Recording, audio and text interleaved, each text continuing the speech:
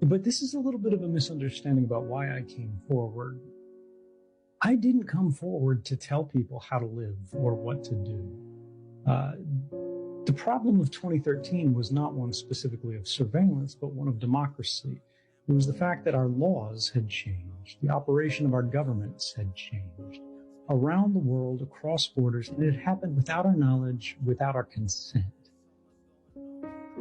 Now, the basic principle of democracy in an open, Western, liberal society, one would hope at least, is that the government governs because they have a mandate that's based on the consent of the governed. If we don't know what's going on, we can't give our consent.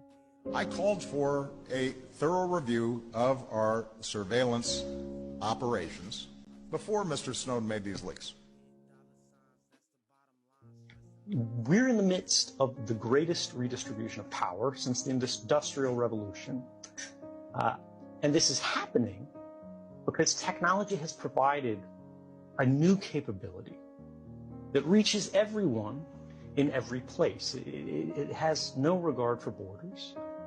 Now, this technology allows these institutions to monitor and record the private activities of people on a scale that's broad enough that we can say it's close to all-powerful.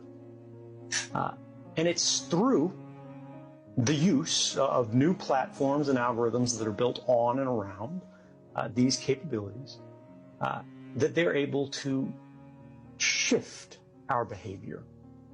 In some cases, they're able to predict our decisions and also nudge them to different outcomes. And they do this by exploiting the human need for belonging. But how many of you who have a Facebook account actually read the terms of service? Right? Like it's not anything to be ashamed of.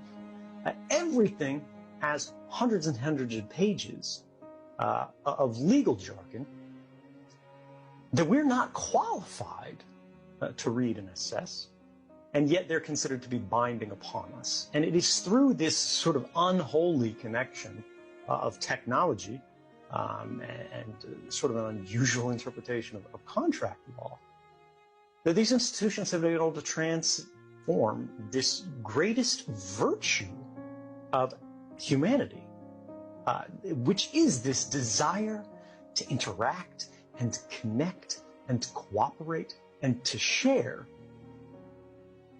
to transform all of that into a weakness. And now these institutions, which are both commercial and governmental, have built upon that and built upon that, and they have structuralized it and entrenched it to where it has become now the most effective means of social control in the history of our species.